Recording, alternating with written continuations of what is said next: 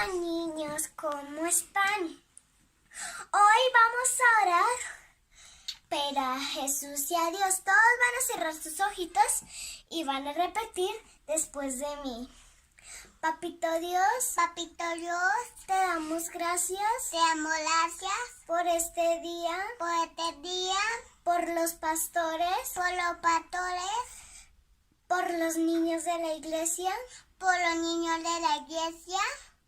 y por todos de la iglesia. Te pido que ese COVID-19 no toque con ninguno de nosotros. Amén y amén. Bueno, vamos a leer Hebreos 12. ¿Les parece? Leámoslo. Dice la palabra de Dios: habló Jehová a Moisés y a Aarón en la tierra de Egipto. ¿Dónde estaba Israel? ¿Dónde estaba el pueblo de Israel? En Egipto. Entonces, Egipto es un sinónimo de esclavitud. Entonces, siempre que usted escuche la palabra Egipto, siempre que usted vea Egipto en la Biblia, Egipto se asocia, es un símbolo de esclavitud. Siempre. Egipto será símbolo de esclavitud. Amén. Entonces, podemos decirlo de otra forma, que cuando el pueblo de Israel estaba en esclavitud, ¿cierto? Entonces el Señor le dice al pueblo de Israel: este mes os será el principio de los meses. O sea, el primer mes del año, ¿cuál será? Este mes.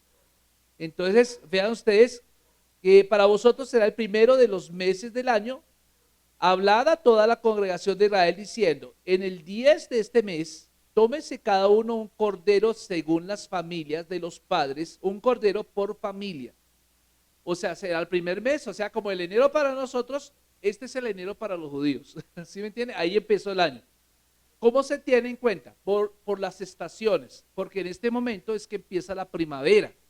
¿Me entiende? Entonces, empieza la primavera, en hebreo se llama el mes de Nisan, así como el carro, el mes de Nisan, y entonces aquí empieza a celebrarse, y entonces usted lee todo el pasaje, dice que será un mes que se empezará el año, pero será la celebración más importante para los judíos, es esta. Ahora, vamos a ver en qué consiste. Dice: el 10 de este mes, versículo 3, el 10 de este mes, tómese cada uno un cordero según las familias de los padres. Un cordero por familia, un cordero. ¿Qué tenía que coger cada familia? Un cordero. Pero ese cordero tenía unas características. No podía ser el peor cordero, tenía que ser el más bonito, el precioso, el más hermoso. Tenía que cogerse un cordero. Y entonces versículo 4 dice: mas si la familia fuere tan pequeña que no baste para comer el cordero, entonces él y sus vecinos, ¿cierto? Su vecino más cercano, más inmediato de a su casa, tomarán uno según el número de las personas conforme al comer de cada hombre. Bueno, nosotros hombres comemos mucho. Gloria al Señor. Haréis la cuenta sobre el cordero, ¿cierto? Lo importante de esto es que no podía sobrar nada. Tenía que comerse enterito el cordero, no podían quedar sobras. ¿Ok? Versículo 5. El animal será como sin efecto, o sea, lo que yo les acabo de decir. Macho de un año, lo tomaréis de las ovejas o de las cabras, lo guardaréis hasta el día 14 del mes. ¿Cómo se llama el mes? Mes de Nisan, ¿cierto? El mes de Nisan. Y lo inmolará, o sea, lo sacrificará toda la congregación del pueblo de Israel entre las 2 tardes, ¿cierto? Y tomará la sangre y la pondrán en los 2 postes y en el dintel de las casas en que lo han de comer. Y aquella noche comerán la carne asada al fuego y panes sin levadura, con hierbas amargas lo comerán. Ninguna cosa comeréis de él cruda, ni cocida al agua, sino asada al fuego. Su cabeza y sus pies y sus entrañas. Ninguna cosa dejaréis en él hasta mañana, a la mañana, y lo que quedará hasta la mañana lo quemaréis en el fuego. Eso es un sinónimo de infierno. Y lo comeréis así, ceñidos vuestros lomos. Ceñidos vuestros lomos significa que está listo con la maleta, como cuando la mujer embarazada va al hospital y está a punto de alumbrar. Entonces, ¿qué tiene que tener listo? La maleta, ¿sí o no? Eso es ceñir lomos, ¿cierto? Ceñidos vuestros lomos, vuestro calzado, barradito los cordones, ¿cierto? En vuestros pies y vuestro bordón en vuestra mano, y lo comeréis apresuradamente. Es la Pascua de Jehová. Versículo 12, pues yo pasaré. ¿Y vea la Pascua qué es? Versículo 12 lo explica. yo pasaré aquella noche por la tierra de Egipto y heriré a todo primogénito en la tierra de Egipto, así de los hombres como de las bestias, ejecutaré mis juicios en todos los dioses de Egipto, yo Jehová. Y la sangre os será por señal en las casas donde vosotros estéis, y veré la sangre y pasaré. Esa es la palabra Pascua. Pasaré de vosotros y no habrá de vosotros plaga de mortandad cuando hiera la tierra de Egipto. Hasta ahí. ¿Qué es la Pascua? La Pascua era que la muerte pasó de largo. Pascua, Passover en inglés, pasó de largo, no entró. ¿Por qué no entró? Porque en los postes y en los dinteles de las puertas donde estaban los judíos, donde se hizo el sacrificio del cordero, había sangre, la sangre de un inocente. Ese corderito era inocente, él no cometió ningún pecado, pero él fue un sustituto de alguien que sí cometió pecado, que fue la familia que estaba ahí. Entonces, eso es un acto de fe, mis amados hermanos. El pueblo de Israel tenía que hacerlo y hasta la fecha los judíos lo hacen, es sacrificar un cordero, lo colocan ahí, pero ya es una fiesta, ya para ellos es una fiesta porque esto ya pasó, esto ya ocurrió. Entonces, vean ustedes en qué consiste la Pascua. El Pasej, como le llaman los judíos, ¿cierto? Siguiendo el calendario, como le acabo de decir, el unisonar del judaísmo, empieza a mediados del mes de abril o Nisan, es el primer mes del año para los judíos, pero la fiesta está diseñada para durar 8 días. 8 días. Ahora, la fiesta, de los 8 días, la fiesta más, digamos, que más se celebra es el primer día y el último día. El primer día y el día 8. Es interesante, la semana tiene 7 días, pero la celebración se hace regularmente entre sábado y domingo. Entonces, fíjense que ese es el año solar, sigue un equinoccio de primavera y es obviamente, más o menos se calcula por este año que empezaría el 8 de abril y se termina el 16 de abril esa fiesta. Entonces, es interesante ver cómo las fiestas judías tienen una connotación profética, tienen una connotación que nos atañe a nosotros, no solamente es una fiesta de judíos, es para todos aquellos que que creyeron en el Cordero de Dios. Ahora, el Cordero que sacrificaba, vean ustedes, era sin defecto. Y usted mira Juan 1:29, el Evangelio de Juan 1:29, usted va a encontrar que Juan el Bautista, el día que estaba allí bautizando en el río Jordán, él vio de lejos que venía Jesucristo. Y él se refiere a Jesucristo como el Cordero, pero no cualquier Cordero. Dice, he ahí el Cordero de Dios que quita el pecado del mundo.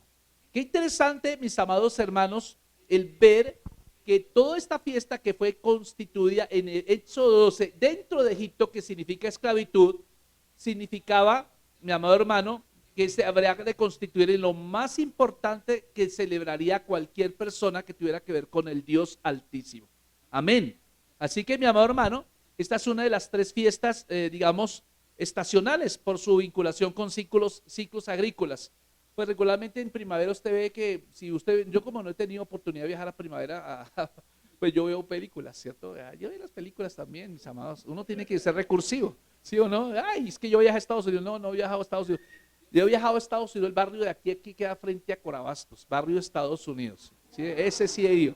Gloria. De hecho, viví en Estados Unidos por algún tiempo, unos años. ¿Sí o no? Vivimos cuando yo era pequeño. Tenía pañal, viví en Estados Unidos, pero en el barrio.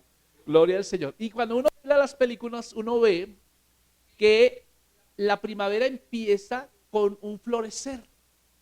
Esta época del año en los Estados Unidos, en Europa, se caracteriza, en Japón, por ejemplo, que salen unas flores de color rosado y todo es rosado. Es interesante, pero ver todo el paisaje se vuelve rosado. Los árboles botan flores rosadas, hay flores rosadas, es espectacular. Pues la gente que ha estado ve eso y es espectacular. Y cuando uno ve documentales de eso es tremendo. Así que, mi amado hermano, es algo hermoso. Empieza un ciclo agrícola, pero también hay un ciclo de peregrinación a Israel, ¿cierto? Donde el Señor le dice, tienen que venir al templo a celebrar esa fiesta conmigo. El Señor invita al pueblo, a todos los que son judíos, vayan y celebran conmigo, ¿cierto? Y entonces era para hacer 2 cosas. Número 1, para gozarse en la presencia del Señor allá, con otros que tenían el mismo pensamiento. Pero también es la oportunidad para darle la mejor ofrenda al Señor. La mejor ofrenda. Entonces, por eso en el Pasaj se celebran dos acontecimientos consecutivos claves en la historia del pueblo de Israel. Número uno, corresponde a que Dios protegió de la muerte al pueblo de Israel en esa noche que pasó el espíritu de muerte. O sea, se celebra primero la protección. Bueno, ¿cuántos saben que el Señor nos protege continuamente? Él nos protege de la muerte, por lo menos nos protegió de la muerte. Jesús cuando murió en la cruz nos protegió de la muerte, porque Él ya murió por nosotros, nos protegió de la pobreza, ¿cierto? Porque Él siendo rico se empobreció para enriquecernos, pero en tercer lugar nos protege de la enfermedad, porque Él se llevó toda enfermedad. Por su llaga hemos sido curados, gloria al Señor. Amén, gloria a Dios, somos prósperos. Y esto no es un mensaje de prosperidad, es que el Evangelio, las buenas noticias del Evangelio traen implícita la palabra prosperidad, pero la prosperidad no es, como alguien decía, billete, ¿cierto? Solo billete, sino es estar en la voluntad perfecta de Dios. O sea, que todo te va a salir bien. No significa que te vas a volver millonario, gloria a Dios. Porque no todos los que son millonarios son ricos, ni todos los ricos son millonarios. Escuche bien esto, no todos los prósperos son millonarios, ni todos los millonarios son prósperos. Entonces, por eso, mi amado hermano, en el Pasaj se celebra este acontecimiento. Número uno, protección, ¿cierto? Hemos sido protegidos, ¿cierto? Pero la siguiente cosa, mi amado hermano, la siguiente cosa es que el Señor nos da libertad. Entonces, segunda cosa es libertad. Amén. Protección y libertad. ¿Por qué? Protección porque pasó aquella, bueno, pero el siguiente día, ¿qué pasó? Ellos salieron, por eso decía que están los lomos, ¿qué? Ceñidos, ¿cierto? Tienen listos. Y fíjense que lo que comen en la Pascua es cordero asado. Primero lo sacrifican, la sangre se constituye como una protección, pero luego el corderito tenía que hacerse asado, no cocinado, asado completamente. Y tenía que acompañarse con un pan sin levadura. Entonces fíjense que cuando el que sabe panadería, pues para leudar un pan se necesita tiempo, ¿cierto? Entonces el no tener levadura significa que la liberación era inminente, así que no había tiempo para leudar el pan, entonces tocaba comérselo sin levadura, ¿cierto? Pero también iba acompañado de algo más, era con hierbas amargas. Entonces las hierbas amargas hablan del dolor que tenía que pasar el pueblo de Israel en esa transición, pero también habla del dolor que tuvo que vivir el corderito que murió inmolado. Amén, que fue inmolado, perdón, murió y inmolado es la misma cosa. Entonces, mis amados, entonces por eso, pues me llama la atención que la Pascua se celebra con esa connotación. Y entonces, para el punto católico, pues celebramos la procesión. Ahorita no hemos de pasar la procesión por acá al frente, la vamos a ver ahora más adelante, ¿cierto? Y de pronto ellos siempre se estacionan aquí al frente, casi siempre. Entonces, pero no nos ofende para nada. Entonces, eso lo vemos en el mundo católico, pero la gente lo hace con otros propósitos, no entienden cuál es el propósito de la Pascua. Nosotros ya lo podemos entender porque lo vemos a través de la palabra del Señor. Amén. Entonces, por eso, cuando acabaron todas las plagas, porque hubo 10 plagas en Egipto, que trataron de convencer al faraón de liberar al pueblo de Israel, permitiéndole liberar, cada día, cada vez que se hacía un milagro Dios, cada vez se endurecía más el corazón del faraón, salvo esta última plaga, la plaga número 10, que era la muerte, ¿cierto? Entonces esto trajo como consecuencia la liberación de un largo periodo de esclavitud. ¿Cuántos años vivió el pueblo de Israel en esclavitud en Egipto? Dice la Biblia que vivió 430 años esclavos. ¿Y sabe qué pasa en 430 años? Pues hermano, alguien que está tanto tiempo esclavizado pierde su mentalidad, pierde su identidad. Escuche bien eso, se pierde identidad. Entonces, el pueblo que salió de Egipto aquel día era un montonón de gente, pero no era un pueblo, era una familia grande, porque entraron 70, ¿cierto? 70 entraron con Jacob, cuando José fue el segundo después de Faraón, y entonces le permitieron vivir allá en Gosén, en una región de Egipto, para que pudiera pastorear sus ovejas, pero después de 430 años, los 70 se convirtieron en más de 2 millones de gentes. Eso es una familia muy grande, ¿sí o no? Entonces los temores que habían dentro del pueblo de Egipto era, esta gente ha crecido tanto que no sé, de pronto alguien tenemos problema con algún pueblo vecino y qué tal que estos se alíen con el pueblo vecino y son 2 millones de personas acá, nos atacarían desde aquí mismo. Entonces el temor inundó el corazón de los egipcios, así que empezaron a esclavizar a los israelitas. Entonces empezaron a hacer todas esas pirámides que existen en Egipto, pues son trabajos de los israelitas que estuvieron esclavizados allá. Entonces les tocaba hacer ladrillos, que no eran ladrillitos como los que conocemos acá de esos de Santa Fe, sino eran unas piedras gigantescas que tenían que tallar y tenían que colocar una sobre otra para hacer lo que conocemos hoy allá en Egipto. Eso fue tremendo. Entonces 430 años. Entonces llegó un momento en que el pueblo de Israel empezó a clamar: Señor, estamos aquí, ya no aguantamos más, ya no aguantamos más. Señor, tú prometiste a Abraham que nos llevarías a una tierra prometida. ¿Le prometiste eso a Abraham?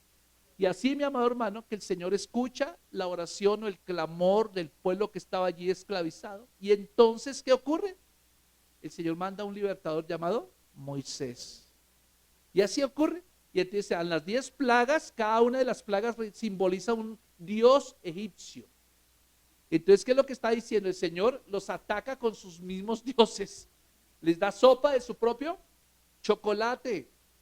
Y la última plaga se llama la muerte. Ante esa no hubo resistencia. Entonces, pero sí hubo algo que protegió al pueblo. Se llama la sangre del cordero. La sangre del cordero. Levítico 17:11 dice que en la sangre está la vida. La sangre está la vida. Los animalistas critican esto, diciendo: ¿cómo es posible? Si Dios es tan bueno, ¿por qué tanto sacrificio de animales? Porque sabe una cosa, para Dios un animal es importante, pero más importante eres tú. Porque el animal se constituye en un sustituto. Ahora, dése cuenta que aún Dios es animalista, porque Él cesó el sacrificio de animales y sacrificó a su propio hijo a favor de ti y de mí. ¿No te parece extraordinario eso? ¿No te parece eso? Hoy me dice: Señor, ¿cómo es posible que tú mismo sacrifiques tu hijo? Alguien me preguntaba una vez: pastor, ¿usted sería capaz de sacrificar a su hijo a favor del vecino? Yo le digo: bueno, no, yo no creo. Y si ese vecino te bota la basura, te insulta, te pone el parlante todas las noches a la 1, 3 de la mañana cantando sus vallenatos, sus rancheras, y tú tratando de dormir, aún así tú sacrificarías tu hijo para que muriera a favor del vecino. Yo le diría: yo no creo. Pero Dios lo hizo, porque ¿cuántos de nosotros hemos ofendido a Dios? ¿Cuántos de nosotros contristamos al Espíritu Santo? ¿Cuántos de nosotros nos olvidamos del Señor pretendiendo llevar vidas independientes de Dios? Y aún así el Señor entregó a su propio hijo para que tú y yo tuviéramos acceso al cielo. Es esa Pascua, mi amado hermano. Esa es la Pascua. Y usted va a ver que cada uno de los días que empieza a celebrarse hoy, por lo menos Domingo de Ramos, se celebra, por ejemplo, el hecho de que Cristo, en su última semana de vida en esta tierra, Él entró un domingo a Jerusalén. Y la manera en que entró, lo hizo sobre un burrito que nunca había sido montado. Le dicen en la Biblia, los españoles le llaman el pollino, tío. El pollino, tú lo lees en la Reina Valera 60, dice el pollino, pero no es un pollino. La gente decía: un pollito, pobrecito. No, es un burrito. Un burrito 0 kilómetros. Gloria a Dios. Y entonces ese burrito 0 kilómetros era la manera en que los reyes de aquella región, cuando eran nombrados reyes, entraban no sobre un corcel, como un percherón, que uno se imagina que entraban sobre un percherón de esos árabes, esos caballos grandotes que tienen unas piernas así grandes y así alto. Uno pensaría: no, entró en un percherón, no, entró en un burrito. La manera en que entraban los reyes, cuando eran coronados reyes, era en burritos. Interesante, ¿no? Ahora, el burro podía pensar otra cosa: cuando me tiren las flores, yo soy el que me están tirando las flores, es a mí. Me están tirando mantos, me están tirando ramos, me están tirando todo. Y el burro podía pensar eso, pero no era el burrito, era el quien llevaba el burrito, ¿cierto? Y entonces entra, y esa es la entrada triunfal de Jesús en Jerusalén aquel día. Esa entrada en esa semana, mi amado hermano, curiosamente coincide precisamente con la duración de la fiesta de la Pascua. Ahora, Jesús entró en una fiesta de Pascua, qué curioso. En el tiempo de Jesús se estaba celebrando la Pascua, Jesús llegó a la fiesta de la Pascua, pero no se iba a sacrificar, sí iban a sacrificar corderos, pero el cordero que se iba a sacrificar era el mismo. Ahora, pregunto, ¿Jesús sabía a qué iba a entrar? ¿Jesús sabía a qué iba a hacer allá? ¿O fue que lo cogieron de sorpresa los romanos y lo apresaron y no sabía que iba a morir en la cruz? Murió ese día. Él sabía precisamente. Yo les comenté una vez que por esta época, en una emisora como Caracol, entrevistaron en un programa radial a varias gente y decía, bueno, vamos a hacer la pregunta en esta mañana en nuestra emisora, ¿quién sacrificó a Jesús? ¿Quién sacrificó a Jesús? Estaban por el jueves, Viernes Santo y mucha gente llamó, los teléfonos resonaban, el locutor contestó, sí, aló, ¿quién habla? Bueno, habla fulanito de tal, ¿de dónde me llama? Pues llamo de tal lugar, bueno, ¿quién sacrificó a Jesús? Y uno decía, sacrificó los romanos lo sacrificaron. Bueno, gracias por tu opinión, Tim. Colgaba otra llamada, ¿quién sacrificó a Jesús? Lo sacrificaron los religiosos, lo sacrificaron los judíos, sí, está bien, bueno, muchas gracias. Y todos decían opiniones. Alguien dijo, lo sacrificamos nosotros. Nadie dio la respuesta correcta. Aun cuando sí fue cierto en cierta manera, los romanos fueron los que ejecutaron a Jesús, un sacrificio como la cruz, no fue inventado por los romanos, pero sí fue perfeccionada por los romanos. En realidad fueron los asirios los que diseñaron ese sistema de tortura, la cruz. Pero los romanos la perfeccionaron. Eso es como los chinos, cogieron un carro japonés y lo perfeccionaron. Y lo vendieron más barato, ¿sí o no? Sí. ¿Sí? La cruz era un sistema de sacrificio para gente enemiga de Roma. Jesús murió en una cruz. Entonces, fíjense qué tremendo. Pero notemos algo, que Jesús sabía exactamente lo que iba a suceder aquel día. Él aún cuando estaba ya en el huerto de Getsemaní le dijo a sus discípulos, vienen por mí. Y llegó la chusma, perdón, así dice en una versión de la Biblia, dice, llegó la chusma, llegaron con palos, llegaron con antorchas, llegaron con todo, y entonces empezaron a preguntar, ¿quién es Jesús? Y entonces él dijo, yo soy. Cuando dijo yo soy, todo el mundo fue para atrás, se cayeron todos. Y entonces la respuesta correcta era que ni los romanos lo mataron, porque sí lo mataron, pero no fue la esencia, ni los judíos lo mataron, porque fíjense que los mismos judíos, el domingo de Ramos, estaban aclamando a Jesús, ¿cierto? Y le tiraron sus mantos, tiraron sus ramos, y todo el mundo decía, Hosana, bendito el que viene en el nombre del Señor, de Yahweh.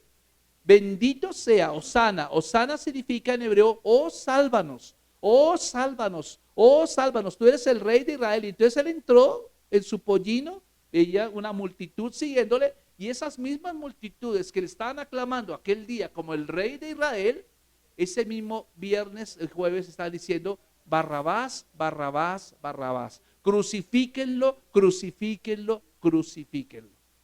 No sé si usted está entendiendo esto, pero este fue el mover. Jesús ya sabía que aquellos que lo estaban aclamando hoy, el jueves lo estaban traicionando, el viernes. Él ya sabía que era un montón de gente desagradecida por la cual iba a morir.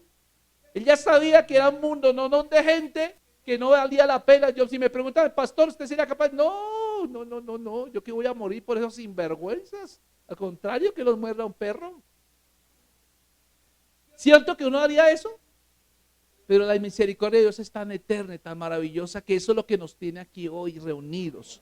Usted está aquí es por eso. Entonces fíjense que hay una identificación. Yo quiero que usted sepa, Jesús se identificó con nosotros, porque en realidad cuando Él lo apresan, el que debía ser presado somos nosotros. Cuando a Él lo castigan, los que debíamos ser castigados éramos nosotros. Cuando a Él lo azotan, los que deberíamos ser azotados habríamos sido nosotros. Cuando a Él le jalan la barba, ¿cierto? Y lo escupen, los que debíamos hacer somos nosotros. Cuando a Él lo cuelgan en la cruz y le meten severos tornillos o puntillones, esos eran para nosotros. Y cuando Él desciende al lugar de los muertos, ese lugar era para nosotros. Él sabía exactamente en qué momento estaba. Él estaba pensando en cada uno de nosotros. Cada uno de ustedes estaba en la mente de Jesús. Cada uno de sus hijos, de sus nietos, de sus papás, generaciones estaban en la mente de Cristo. Así que mi amado hermano, la cruz no fue una sorpresa para Dios. La cruz estaba dentro del plan redentor. Él estaba pensando, más que en la cruz, estaba pensando en ti. ¿No le parece extraordinario eso? Eso es lo que usted y yo tenemos que llenarnos de pasión. Por eso es que yo estoy acá, mi amado hermano.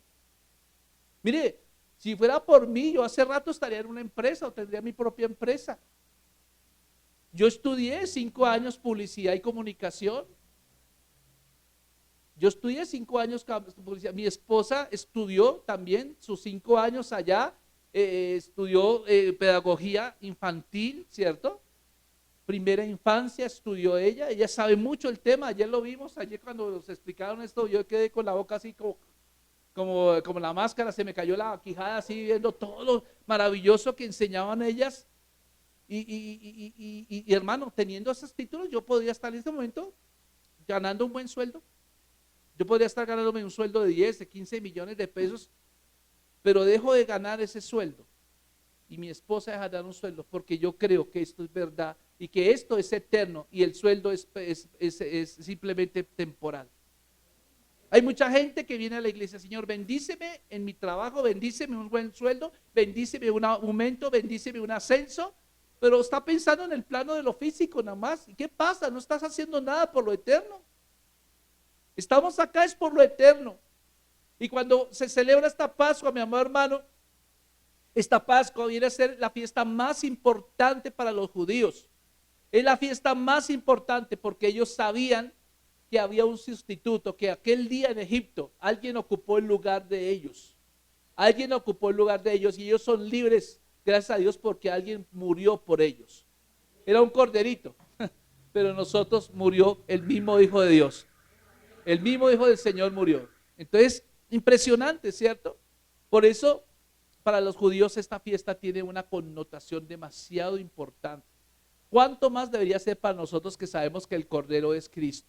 Para ellos Cristo todavía no ha venido. Para un judío normal, Cristo no ha venido todavía. Ellos lo están esperando por primera vez, pero todos sabemos que ya vino por primera vez. ¿Dónde vino? Vino en un pesebre. Hace casi 2000 años vino y nació en un pesebre. Nació, ¿cierto? Allá al lado de las vaquitas, de los burros, de los corderos. Nació como cordero y murió como un cordero.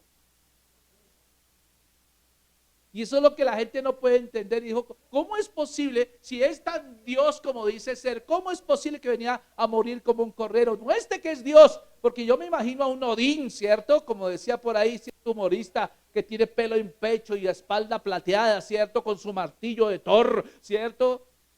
Eso es lo que nos imaginamos, pero Jesús vino a vencer la muerte. Él es Dios, Él es Rey de Reyes, Él es Señor de Señores y sobre todo Él es tu Padre Celestial. Amén. Por eso, amados hermanos, esta es la palabra difícil. Hay una palabra que Jesús menciona en la cruz aquel día que estaba siendo sacrificado. Entre las 7 que menciona, estamos encontrando una palabra que Él dice en Mateo 27:46 y es Mateo 27:46, vaya conmigo allá esa palabra, porque es el día que está siendo sacrificado Jesús. Y quiero que usted entienda cómo esta fiesta nos relata un sistema de identificación de Dios con nosotros. O sea, Jesús dejó de ser Dios para identificarse con un pecador, como decía Diego, con alguien inmundo, ¿cierto? Con alguien que no vale la pena, con alguien que estamos literalmente desahuciados, pero Él se identifica con nosotros. Amén. Yo podría decir aquel que tiene cáncer. Jesús te identificó tanto contigo que aún Él llevó el cáncer. Puedo decirle a aquel que tiene problemas de diabetes. Yo te voy a decir una cosa, Dios te ama tanto que Él también tuvo diabetes para entenderte. Yo puedo decirte que Mateo 27:46, leamos lo que dice Mateo 27:46, dice, cerca de la hora novena Jesús clamó a gran voz diciendo, ¿qué dijo? Elí, Elí, lama sabactani. Esto es, Dios mío, ¿por qué me has desamparado? Ese es el cordero clamando. Ese es el cordero allí colgado en un madero, clamando al Padre. Él sabía que tenía que hacer ese sacrificio por todos y cada uno de nosotros. Una vez Martín Lutero dijo, él se dio por vencido en aquel lugar. Significó, dicho de otra forma, un Dios abandonado, ¿cierto? Por Dios. Dios abandonado por Dios. ¿Quién puede entender esto?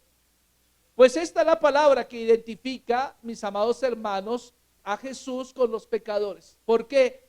Porque mucha gente no cree todavía que Dios existe. Mucha gente aún cree que se puede creer que Dios existe, pero su relación con Él no es una relación de intimidad, sino es una relación de lejanía. Entonces cuando hablan de Dios dicen Dios y Dios, pero nunca creerán que es el Padre para ellos. Pero en este momento, para la relación entre Jesús y el Padre siempre fue una relación de intimidad. Jesús siempre se refirió al Padre como Padre. Él le dijo Abba, Abba Padre, significa papito, papito Dios, pero no el papito de como la mujer y le dicen a los muchachos, le dicen papito.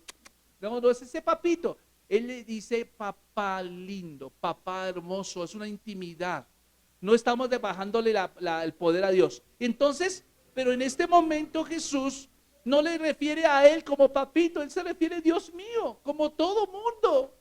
Se está identificando con el pecador, se está identificando con aquella persona que no tiene aún a Cristo en su corazón. Y entonces Jesús va a hacer tres identificaciones importantes como Cordero. Uno, se identifica primero con las tinieblas que tiene el pecador. Porque la gente que no tiene a Cristo en el corazón está estando ¿en qué? En tinieblas. Y alguien le preguntaba una vez en el colegio, le preguntaban, el maestro se preguntó a todos, le preguntaba a los niños, ¿alguien me puede decir qué es tinieblas? Y alguien decía, es oscuridad. Bueno, está muy bien. ¿Alguien me puede decir qué es tinieblas? Es esto. Hasta que uno dijo la verdad. Un niño dijo, maestro, tinieblas es donde no hay luz. Las tinieblas en realidad no existen. Y todos abrieron los ojos y decían, ¿cómo puede decir que las tinieblas no existen? Si es verdad, las tinieblas no existen. Las tinieblas es sencillamente ausencia de luz. ¿Qué quiere decir? Que una persona que está viviendo en tinieblas está ausente de Dios. Significa que no tiene a Dios en su corazón, y si no tienes a Dios en su corazón, entonces está necesariamente viviendo en tinieblas. ¿Me hago entender? Y dice en aquel momento que en Lucas 27:46, que en ese preciso momento las tinieblas descendieron sobre toda la tierra, porque era la hora novena, las 3 de la tarde. Desde las 12 del día y hasta las 3 de la tarde hubo tinieblas en toda la tierra. Algunos estudiosos aseguran que fue justo en ese momento que hubo un eclipse lunar. Pero yo nunca he visto un eclipse que dure 3 horas. Si usted mira un eclipse no dura más de 15 minutos. No dura más de 15 minutos. ¿Cómo es posible que en ese lugar hubiese un eclipse por 3 horas? Y déjeme decirte eso. Esto significa solo que hubo un suceso sobrenatural. Un eclipse es un hecho natural, pero estas tinieblas eran sobrenaturales. Un historiador cristiano llamado Tertuliano registró las tinieblas mundiales que los funcionarios del gobierno de Roma no pudieron explicar. Él dijo, es un eclipse imposible. Era el tiempo de luna llena, no era tiempo de luna nueva. Los eclipses lunares son en tiempo de luna nueva, no en tiempo de luna llena. ¿Por qué? Porque si usted mira la tierra, haga de cuenta que está la tierra, el sol está allá, haga de cuenta ese micrófono es el sol y mi mano es la luna. Entonces, para hacer luna llena, tiene que estar acá. Entonces, ¿qué hace? Coge la luz y la refleja acá a esta parte de la tierra, ¿cierto? Pero en este momento del mes de Nisan, estaba en luna ¿qué? Nueva, más o menos 8 días de Nisan. O sea que la luna era llena, pero la luna era llena y no era luna nueva. Para que sea luna nueva tiene que estar acá entre el sol y la tierra. ¿No le parece raro? Entonces podríamos decir, entonces efectivamente no fue un eclipse. ¿De dónde surgieron esas tinieblas? ¿Dónde surgieron esas tinieblas? Y entonces por eso, esto nos indica algo. Que esas tinieblas indican que o ilustran las tinieblas sobrenaturales causadas por el pecado de toda la humanidad. Está diciendo que las tinieblas producidas por el pecado son más profundas que las tinieblas producidas por un eclipse. Dicho de otra forma, cuando usted lea ya en Romanos capítulo 1, 21, vean ustedes lo que dice el mismo escritor Pablo. Pablo dice así, Romanos 1, 21 dice, pues habiendo conocido a Dios, no le glorificaron como a Dios, ni le dieron gracias, sino que se envanecieron en sus razonamientos y su necio corazón fue entenebrecido. La palabra entenebrecido significa fue entiniblado, ¿cierto? Y déjeme decirle que a las obras de los seres humanos sin Dios se les llama obras de las tinieblas. Una persona que hace cosas sin Dios se le llama obras de las tinieblas. Eso lo dice Romanos capítulo 13, versículos 12 al 13, Efesios 5, versículos 1 al 11. Significa que las personas que no tienen a Dios en su corazón son necesariamente personas que le están rindiendo homenaje no a Dios, sino a Satanás, que es el Dios de las tinieblas. Y recuerde, ¿qué son tinieblas? Ausencia de luz. Es eso. Y mis amados hermanos, una persona que muere con ausencia de luz va a quedar en tinieblas eternas. ¿Qué significa? Nunca disfrutará de la presencia del Rey de Reyes y Señor de Señores. Lo único que puede librar a una persona de las tinieblas es la luz. Y cuando declara, en Juan capítulo 1 dice que Él es la luz. Jesús se declara, yo soy la luz del mundo. Él dice, yo soy la luz del mundo y el que esté en mí nunca andará ¿en qué? En tinieblas. Él es la luz del mundo, mis amados hermanos. Cuando Cristo viene a la vida de una persona, mueren las tinieblas. Él nos libra de las tinieblas. Por eso Colosenses 1, 12 al 13 lo dice. Juan 8, 12 lo dice, mi amado hermano. Amén. Entonces Jesús se identifica ¿con qué? Con las tinieblas. Porque mire, Él está muriendo, pero hay tinieblas. O sea, está diciendo, yo estoy en las tinieblas, yo pago estas tinieblas por ti y por mí. Ahora, segunda identificación de ese corderito que murió allá en la Pascua, es que Él se identifica con la incertidumbre. ¿Cuántos saben que la gente anda en incertidumbre? Vean ustedes Mateo 7:46 nuevamente. ¿Cuál estamos leyendo? Perdón, me olvidó. 27:46, sí. Mateo 27:46, cuando Jesús está muriendo en la cruz y dice esta palabra, Eloí, Eloí, lama sabactani, Dios mío, ¿por qué me has abandonado? ¿Por qué me has abandonado? Entonces vean ustedes que la otra cosa que hace cuando el Señor dice Dios mío, y luego hay un por qué. Esa palabra por qué, usted la encuentra después de que Él dice Dios mío, Dios mío. O sea, es la única referencia bíblica donde Jesús no se refiere a Dios como Padre. Es la única referencia bíblica donde Jesús se refiere a Dios como Dios. O sea que hay un ¿qué? Una separación. Hay una separación, ¿cierto? ¿Y por qué? Porque Jesús siempre estuvo seguro de todo. Mire usted, todos los milagros que Jesús realizó en su ministerio terrenal, Él sabía cómo iban a suceder. Pero en este momento, Él no sabía. Este momento estaba solo. ¿Por qué Jesús en el huerto de Getsemaní sudó gotas de sangre? Hay un médico que se llama Telmo Salas. Escribió un libro que se llama Clamores desde la cruz, no me acuerdo bien, pero es el hecho, y él lo relata médicamente. ¿Cómo es posible? ¿Es posible que una persona sude gotas de sangre? El doctor dice, sí, es posible, cuando hay una inmensa angustia, cuando hay una inmensa estrés, la persona puede llegar a sudar gotas de sangre. Impresionante. ¿Y por qué Jesús, que sabía que iba a morir en la cruz del Calvario, sabiendo que iba a dar su vida, por qué se angustió tanto? Porque sabe que no lo angustió tanto los clavos que iban a penetrar sus muñecas. Él no lo impactó el hecho de que iba a morir allí colgado en una cruz, o que lo iban a esputar, ¿cierto? Darle la barba o escupirlo. Él ya sabía que eso venía para su cuerpo. Él sabe que fue lo que lo hizo sudar gotas de sangre, el hecho de que iba a experimentar el abandono del Padre por un tiempo. ¿Sabe cuánto tiempo? 3 días.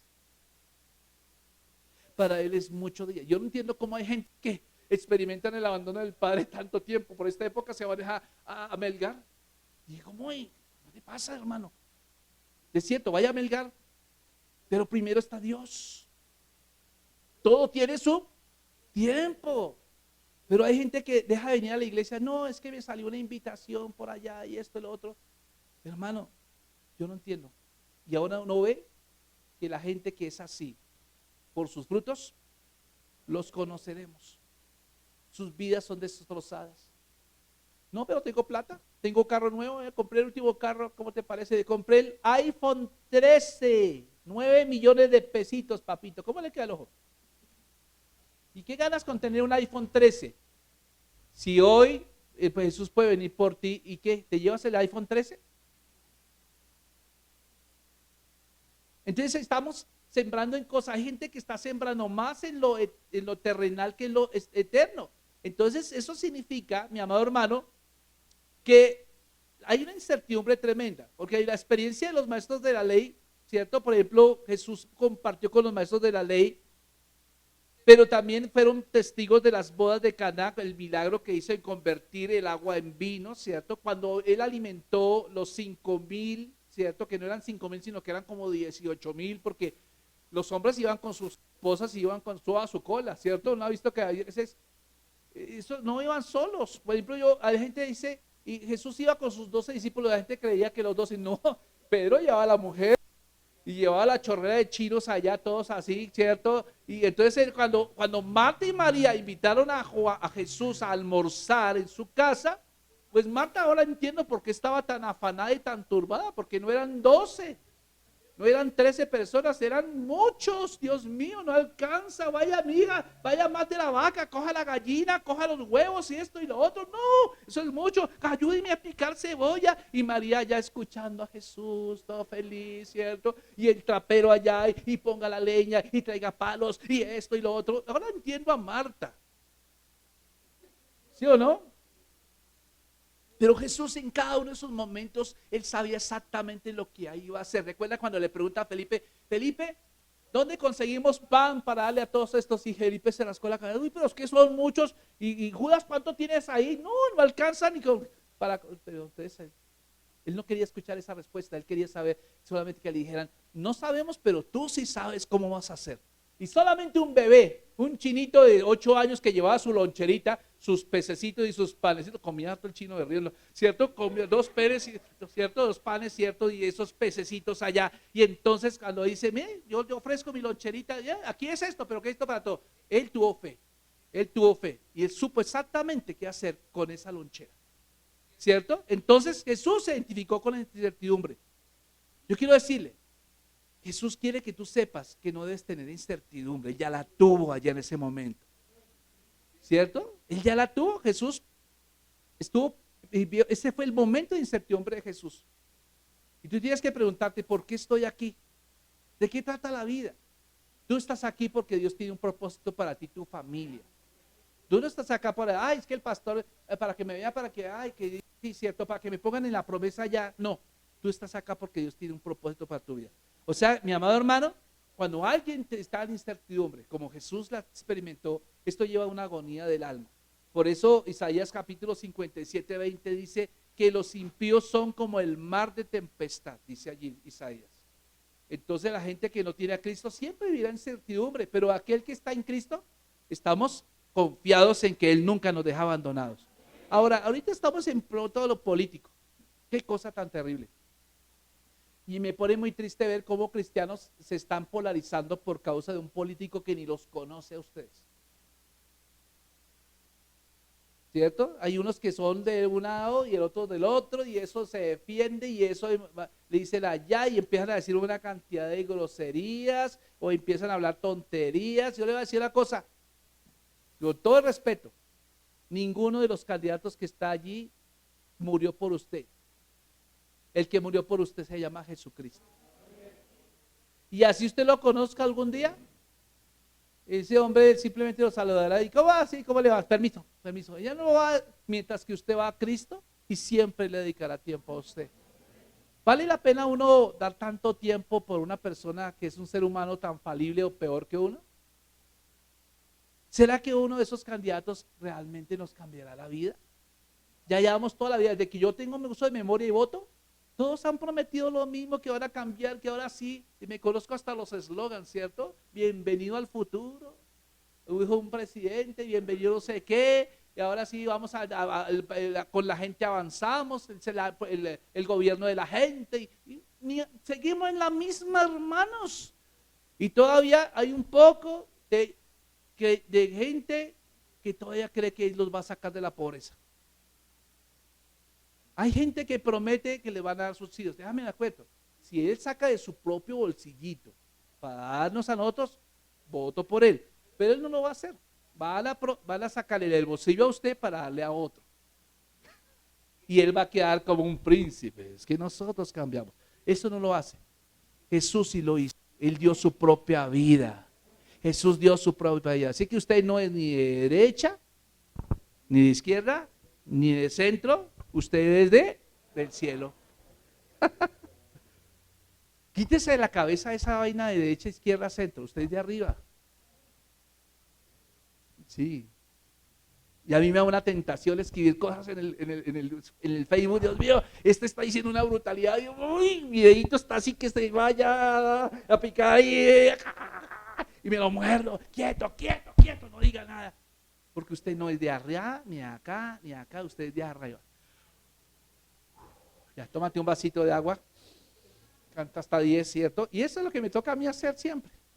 Y más viendo algunos creyentes que se favorecen a alguno de los dos bandos. No, yo no favorezco a ninguno, en realidad.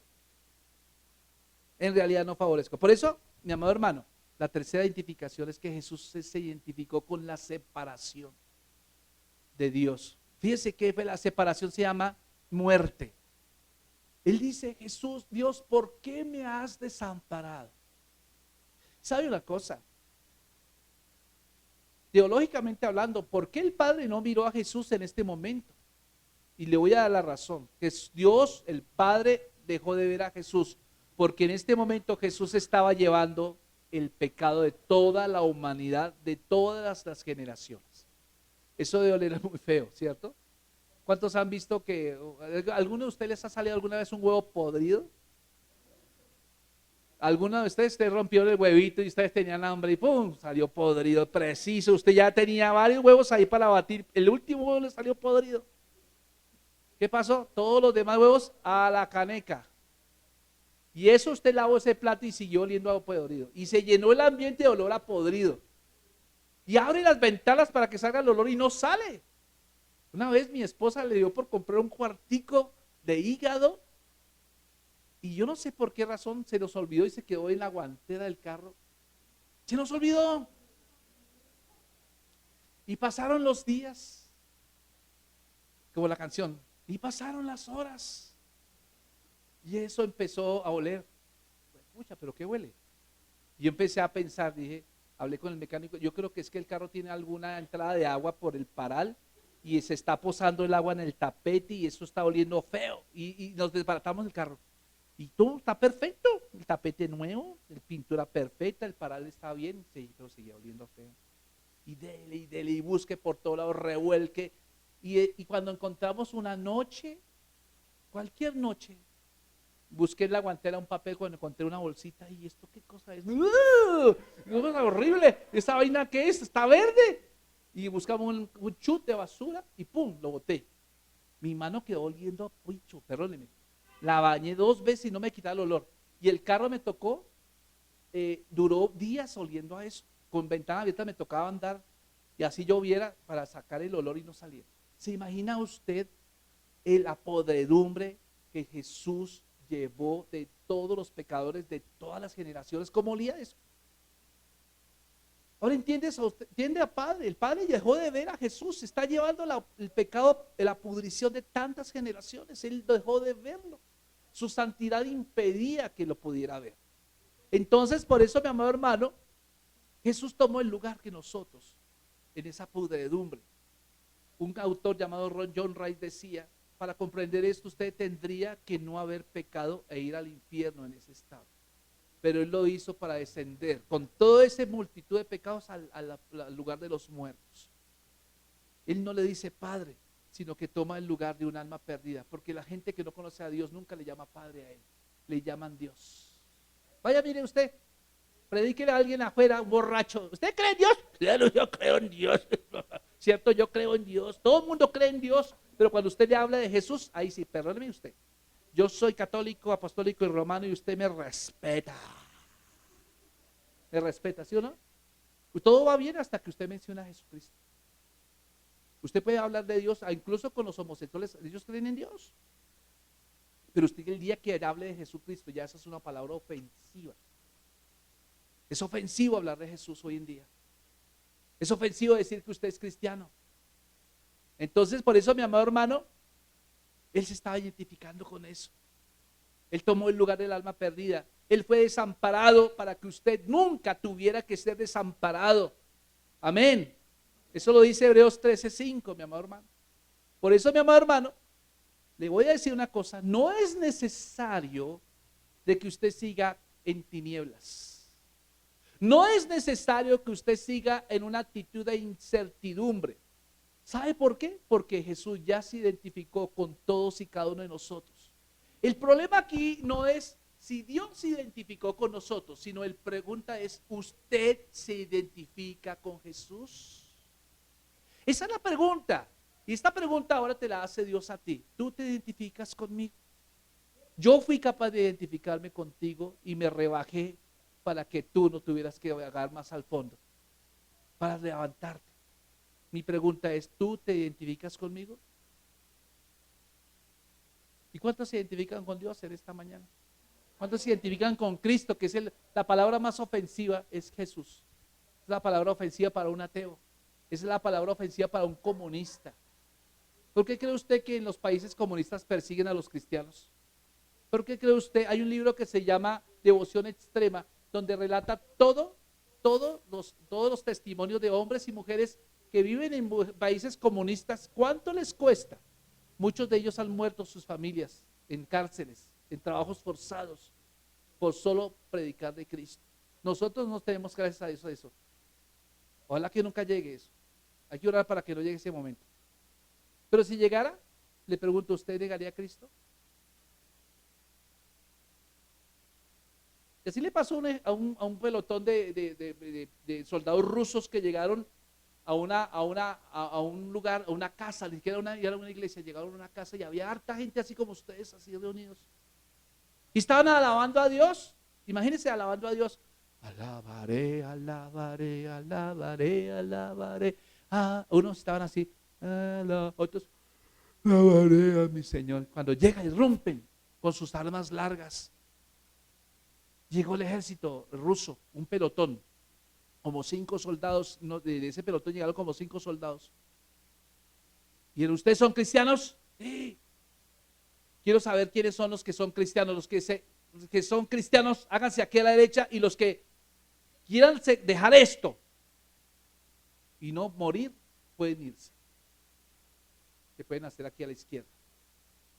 Y volvió a preguntar el soldado, el que dirigía, ¿cuántos de ustedes van a dejar esto? Los dejamos ir. Y entonces se levantó más del 80% de los hermanos que estaban ahí, se levantaron con lágrimas así, y empezaron a mirar a los que se quedaron a la derecha y dijeron, como diciendo, perdónenos porque negamos a Cristo, y salieron por la puerta, y cuando hubieron salido ellos estaban esperando escuchar el fusil. Cuando de repente los soldados bajaron sus fusiles, los dejaron, dijeron, bueno, es que nosotros también somos cristianos, queríamos congregarlos y no queríamos ver hipócritas en esta iglesia. Ahora sabemos que ustedes sí son cristianos. Tremendo.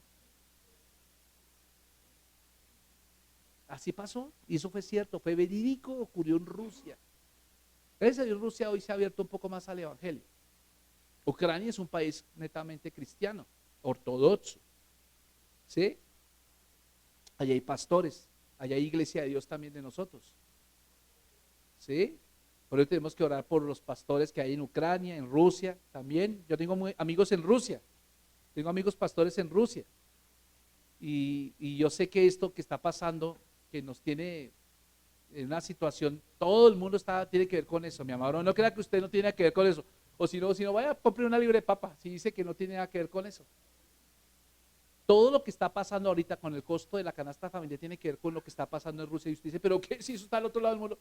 Pues le voy a decir una cosa. Los insumos agrícolas, los pesticidas, los abonos, todos los químicos como la urea y todo eso, las fabrican en Ucrania y en Rusia. Y son los mayores exportadores de esos insumos para todo el mundo. Tiene que ver con nosotros. Entonces ya hoy dijeron, esta semana dijeron que tenían muy poquitos insumos y se acabaron los insumos. No sé, ¿qué piensa que va a pasar con la canasta familiar? Y alguien dijo después de ese informe que se pronosticaba una hambruna a nivel mundial, un tiempo de hambre. O sea, no se va a conseguir comida tan fácil, eso dijeron. Pero yo me aferro al Salmo 91, donde el Señor dice que esa peste no llegará a los hijos del Señor. Dios nos va a sustentar, hermanos. Jesús murió como cordero para que usted no tenga esa incertidumbre. Usted va a escuchar muchas cosas y esto se va a poner peor. ¿Ok?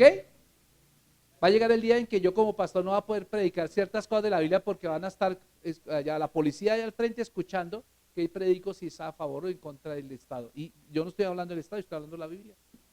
¿Qué culpa si en Romanos habla acerca en contra de la homosexualidad?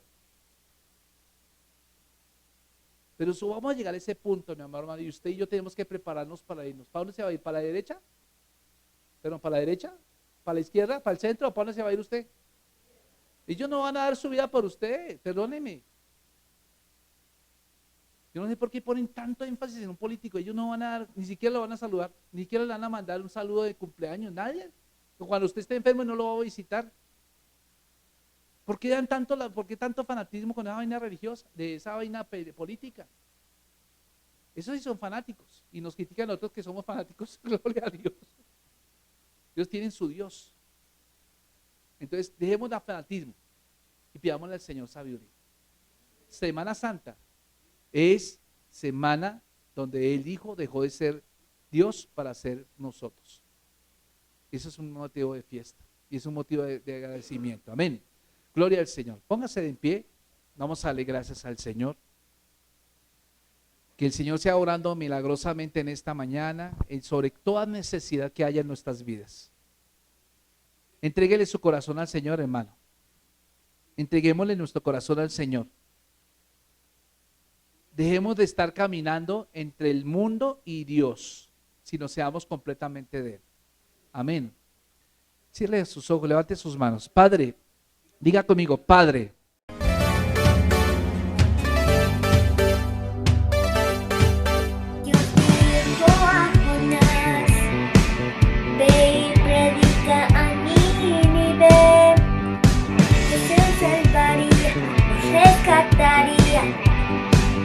Era tiempo de hablar.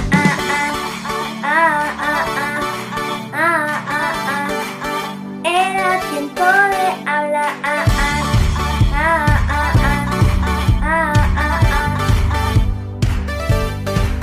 Dios no quiso oír, no quiso oír el mensaje. Estando en el barco, vino un gran viento, una tormenta que no paró.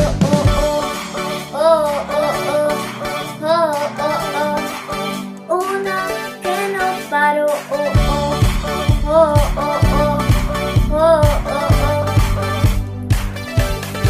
Jonás estaba en el mar. Dios envió un gran pez que estuvo dentro de él por 3 días hasta que oró y Jonás